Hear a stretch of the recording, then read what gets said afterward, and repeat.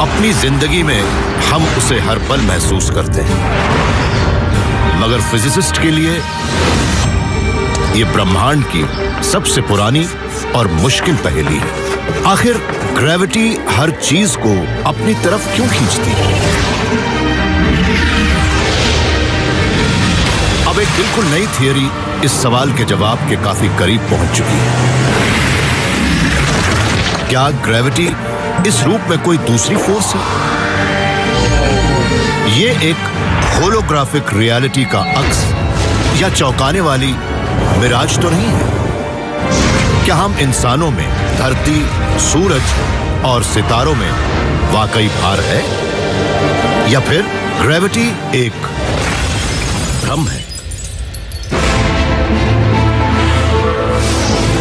Space, time और खुद जीवन, जानिए ब्रह्मांड के रहस्यों को थ्रू द वर्म होल।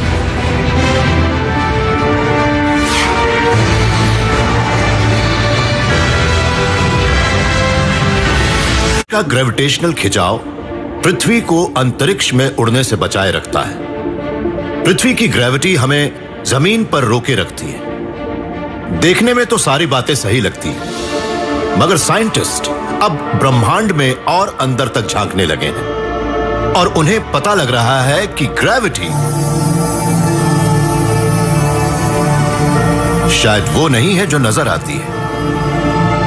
कहीं ऐसा तो नहीं कि देखने में असली लगने वाली ये चीज असली है ही नहीं? हमारे बचपन, लड़कपन के दौरान कुछ दिन ऐसे भी होते थे जब हमारे पास कोई काम ही नहीं होता था।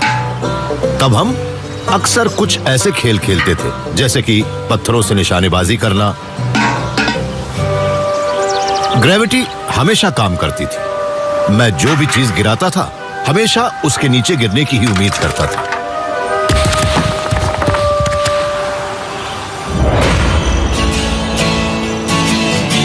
फिजिसिस्ट तो ग्रेविटी से कुछ अलग ही उम्मीदें रखते हैं। वो मानते हैं कि वो एक फंडामेंटल फोर्स है, ब्रह्मांड की मशीनरी का एक अहम पुर्जा है।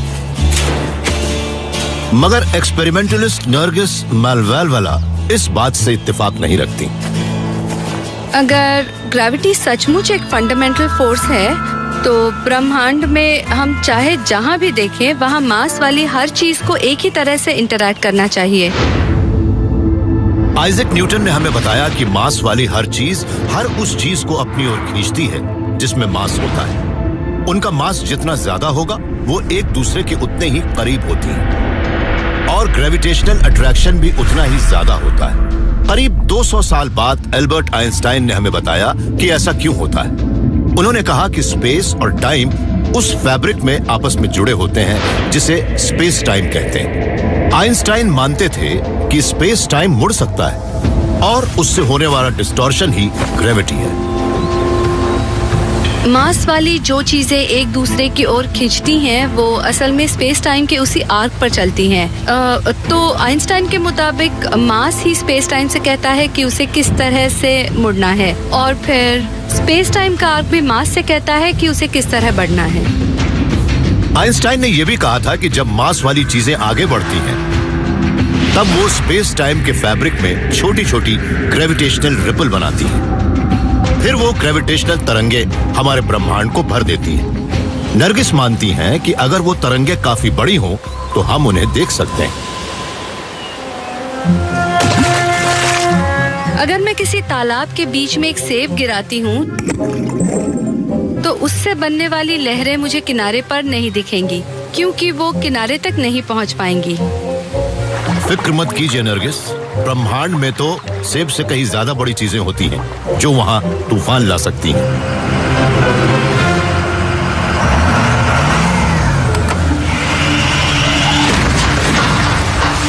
बहुत खूब।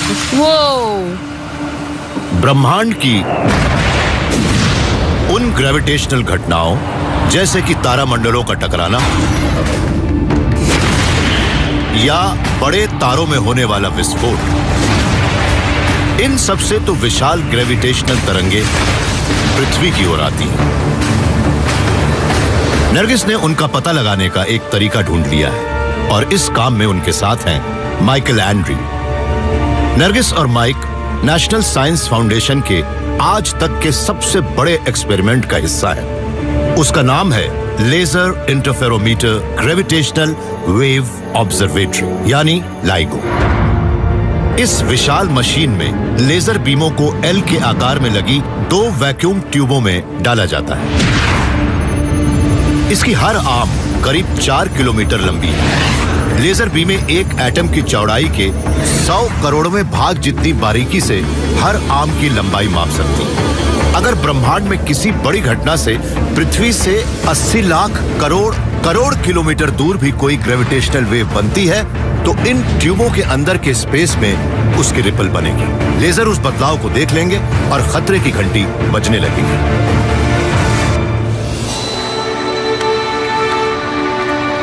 करीब 10 साल तक ब्रह्मांड से आने वाली आवाजें सुनने के बाद लाइगो ने झींगुरों की आवाज रिकॉर्ड की। हमने लाइगो के शुरुआती दौर में कोई भी ग्रेविटेशनल वेव नहीं देखी। नरगिस, माइक और लाइगो से जुड़े हजारों साइंटिस्टों के पास एक और मौका है। वो अब एडवांस्ड अपग्रेड पर काम कर रहे हैं जिससे लाइगो की सेंसिटिविटी करीब 10 गुना बढ़ जाएगी। मगर इस बात की कोई गारंटी नहीं कि इन्हें सिग्नल मिल ही जाएगा। अगर हमें एडवांस्ड लाइगो से भी कोई ग्रेविटेशनल वेव नहीं मिली तो सबसे पहले मैं रोऊंगी, मगर मैं ये भी सोचती हूँ कि ये हर लिहाज से काफी रोमांचक है। अगर हमें ग्रेविटेशनल वेव नहीं दिखती तब ये एक अलग तरह की खोज शुरू करेगी और हमें तब ये सोचना पड़ सकता है कि कुदरत में आखिर ऐसा क्या है जिसे हम नहीं समझ पा रहे। नरगिस ने उम्मीदें लगा रखी। मार्च 2014 में एस्ट्रोनॉमर्स के एक नए समूह ने दावा किया कि उन्होंने बिग बैंग से पैदा हुई ग्रेविटेशनल तरंगे ढूंढ ली हैं। मगर कुछ साइंटिस्टों ने इस बात पर चुप्पी साध रखी है कि लाइगो इस बात का सबूत हो सकता है कि ग्रेविटी एक फंडामेंटल फोर्स नहीं है। जब सेब पृथ्वी पर गिरा तो शायद उसे किसी और चीज ने नीचे खींचा था। फिजिसिस्ट मानते हैं कि ब्रह्मांड की हर चीज, एनर्जी की पल्स भी, जिसे हम फोर्स कहते हैं, पार्टिकल्स से बनी है। ग्रेविटी भी वैसी ही है।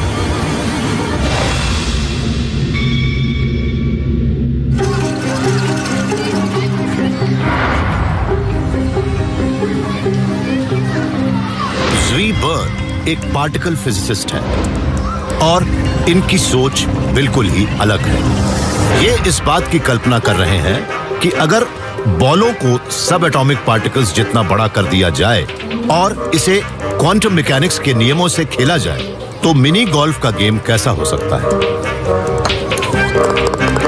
क्वांटम मैकेनिक्स में ऐसी अनोखी चीजें हैं कि हम सोच भी नहीं सकते। हर पार्टिकल के एक पॉइंट पर होने की बात भी क्वांटम मैकेनिक्स में बड़ी ही धुंधली सी सोच बन जाती है। सब एटॉमिक पार्टिकल ऐसी चीज है जिन्हें हम अपनी आंखों से नहीं देख सकते।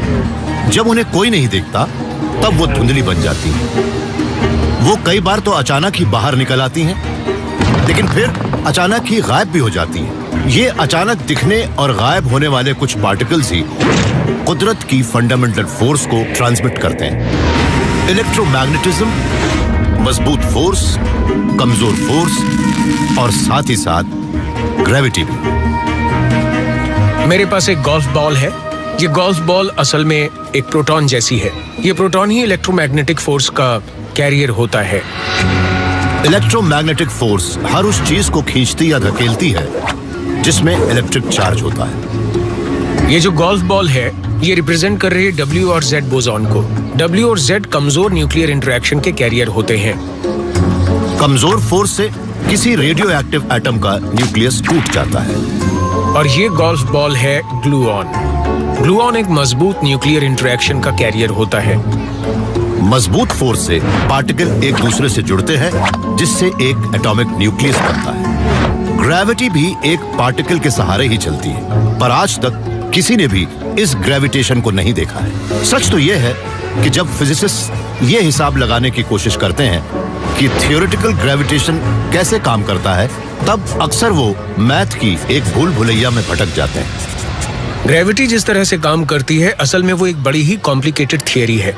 होता ये है कि जब हम इसका हिसाब लगाना शुरू करते हैं तो जल्दी ही हम एक ऐसी स्थिति में पहुंच जाते हैं कि दुनिया का कोई कंप्यूटर या शायद दुनिया भर के कंप्यूटर मिलकर भी वो कैलकुलेशन नहीं कर सकते।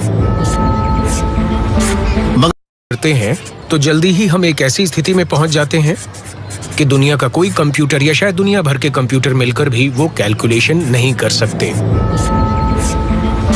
मगर ज़्वी ने एक ऐसा तरीका ढूंढ निकाला है जिससे वो पता लगा सकते हैं कि ग्रेविटेशन सचमुच है या नहीं।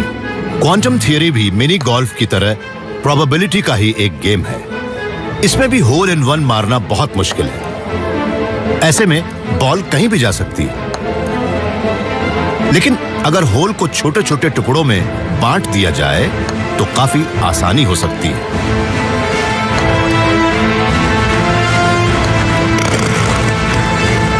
अपने कुछ साथियों के साथ हमने एक नई सोच विकसित की है जिसे हम यूनिटैरिटी मेथड कहते हैं। हमारा ये मानना है कि हम इन इंटरैक्शन, इन कॉम्प्लिकेशंस की बड़ी प्रॉब्लम को लें और उसे छोटे छोटे हिस्सों में बांट दें।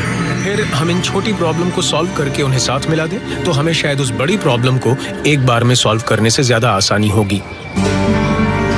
जब ज़्वी और इनके साथियों ने यूनिटैरिटी मेथड का इस्तेमाल किया तो इन्हें बड़े चौंकाने वाले नतीजे मिले।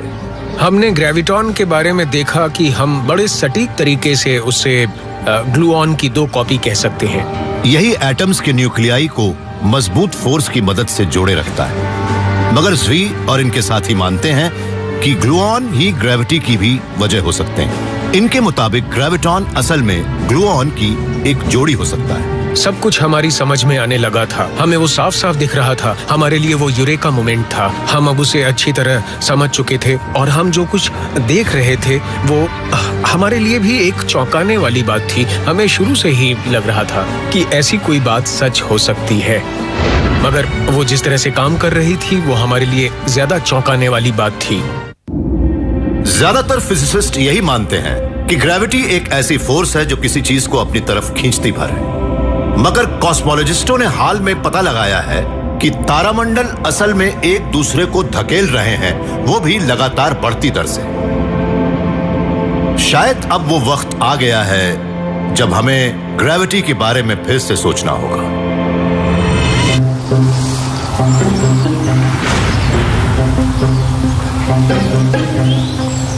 ड्रैगन हजुकोविच जिनीवा स्विट्जरलैंड में लगे European centre for nuclear research यानी सर्न से जुड़े एक फिजिसिस्ट हैं। मगर वो अपना बेहतरीन काम अपने वतन मॉन्टेनेग्रो लौटने पर ही कर पाते हैं। घर लौटने पर ड्रैगन अपने पुराने दोस्तों के साथ वक्त बिताते हैं और उनके साथ ग्रेविटी की एक नई थियरी पर काम करते हैं। मगर उससे हमारे ब्रह्मांड की सबसे खतरनाक चीज जुड़ी है, एंटी मैटर।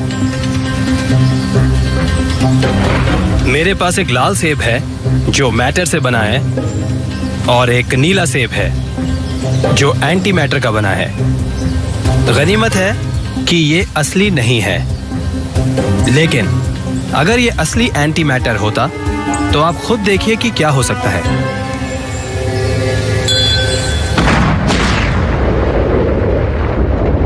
ये बड़ी अच्छी बात है कि पृथ्वी पर इतना एंटी मैटर नहीं है कि उसमें ऐसा विस्फोट हो सके। मगर ड्रैगन मानते हैं कि अगर सचमुच एंटी मैटर सेब जैसी कोई चीज होती तो उसमें गजब की ग्रेविटेशनल प्रॉपर्टी होती। बहुत हद तक संभव है कि वो एंटी मैटर ऊपर की तरफ जाए। ड्रैगन का कहना है कि एंटी मैटर और मैटर एक दूसरे को दूर धकेलते हैं और हो सकता है एंटी मैटर के वो छिपे हुए क्षेत्र ही ब्रह्मांड को दूर धकेल रहे हों। फिजिसिस्ट हमारे ब्रह्मांड के हर कोने को भरने वाली जगह को क्वांटम वैक्यूम कहते हैं। मगर उसके नाम से धोखा मत खाइएगा, क्योंकि उसके अंदर काफी माइक्रोस्कोपिक एक्टिविटी होती रहती है। उस क्वांटम वैक्यूम के हर कोने में हर पल एंटी मैटर और मैटर के सुरक्षित जोड़े बनते और खत्म होते रहते हैं। वो एक पल के लिए पैदा होते हैं और फिर एक दूसरे को खत्म कर देते हैं। इस तरह के हजारों हजारों हजारों हजारों करोड़ जोड़े हैं जो क्वांटम वैक्यूम के मेटा क्यूब में बनते और खत्म होते रहते हैं। इसलिए ग्रेविटी की थियरी में भी उनकी बड़ी अहम भूमिका है। हम क्वांटम वैक्यूम को मॉन्टेनेग्रो के एक शहर जैसा मान सकते हैं, जहां मैटर का हर पार्टिकल भी इनकी तरह अपने जोड़े के साथ ही डांस करता है। जब किसी नन्हे डांसर को नया रास्ता मिलता है, तब मैटर की ग्रेविटी को एंटी मैटर की एंटी ग्रेविटी खत्म कर देती है। ऐसे में पार्टिकल और एंटी पार्टिकल के चाहे जितने भी जोड़े क्यों न बन जाएं, उनका ग्रेविटेशनल इफेक्ट शून्य ही होगा। मगर क्वांटम वैक्यूम हमेशा वैक्यूम में नहीं रहता है। ब्रह्मांड वैसे भी मैटर के विशाल टापुओं से भरा पड़ा है, जिन्हें हम आकाश गंगा कहते हैं। अगर हम मैटर को उनके अंदर डालते हैं तो वो उसकी सिमेट्री को खींच लेता है और ग्रेविटी पर असर पड़ता है। मॉन्टेनेग्रो का फोक डांस खत्म होने पर मेल डांसर बीच में चले आते हैं और वो एक बड़ा सा पिरामिड बनाते हैं। तब फीमेल डांसर्स को बाहर जाना पड़ता है। ड्रैगन की थियरी भी यही कहती है कि क्वांटम वैक्यूम में मैटर और एंटी मैटर के छोटे छोटे पार्टिकल्स को यही काम करना पड़ता है। आकाश गंगा भी मैटर की ही बनी होती है। वो मैटर को क्वांटम वैक्यूम के अंदर खींच लेती हैं और उसके एंटी मैटर को बाहर धकेल देती हैं। इसीलिए आकाश गंगा के बीच की जगह में थोड़ा कम मैटर होता है और थोड़ा ज्यादा एंटी मैटर होता है। इस वजह से वहां क्वांटम वैक्यूम ग्रेविटेशनली रिपल्सिव बन जाता है और वो आकाश गंगा को दूर धकेलता है। फिजिसिस्ट भी गैलेक्टिक खेल को देख रहे हैं, पर वो ये नहीं जानते कि वो एनर्जी कहां से आ रही है, इसीलिए वो उसे डार्क एनर्जी कहते हैं। मगर ड्रैगन मानते हैं कि डार्क एनर्जी ही ग्रेविटी की छिपी हुई डांस पार्टनर है। मैथमेटिशियंस और फिजिसिस्ट उसे बताने की कोशिश कर रहे हैं और वो उस डार्क एनर्जी की मौजूदगी को मान रहे हैं और कहते हैं कि वो डार्क एनर्जी ही है। ये एक बीच का समाधान है। हम उसे डार्क एनर्जी भी कह सकते हैं और मैटर और एंटी मैटर के बीच का ग्रेविटेशनल रिपल्शन भी।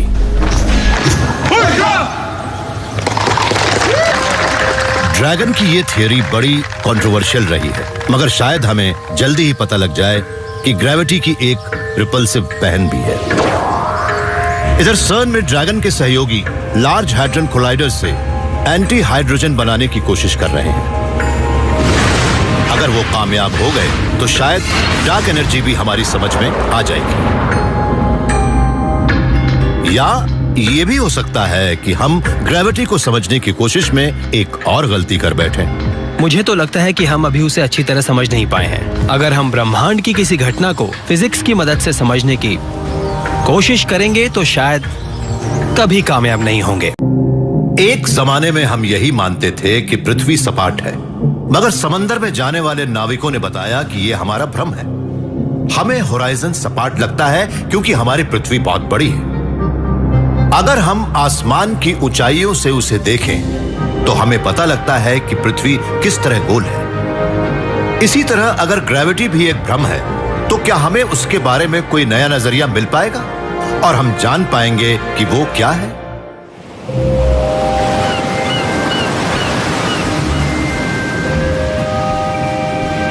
प्रिंसटन यूनिवर्सिटी के हर्मन वेलिंडे भी इसी तलाश में है। कई एक्सपेरिमेंट से यह साबित हो चुका है कि आइंस्टाइन की यह थियरी कि ग्रेविटी असल में स्पेस और टाइम में आया एक डिस्टॉर्शन है, ये बात सही भी लगती है। मगर उसके जैसी ही एक और दमदार थियरी है क्वांटम मैकेनिक्स, जो कहती है कि आइंस्टाइन की थियरी से यह पता नहीं लगता कि ग्रेविटी किस चीज की बनी है। आइंस्टाइन ने बताया कि अगर हम स्पेस में कहीं जाएं तो हम उसे देख भी नहीं सकते, क्योंकि स्पेस तो खाली है, वो किसी चीज से नहीं बना है। मगर क्वांटम थ्योरी ये कहती है कि स्पेस भी कणों से बना है, इस रेत की तरह।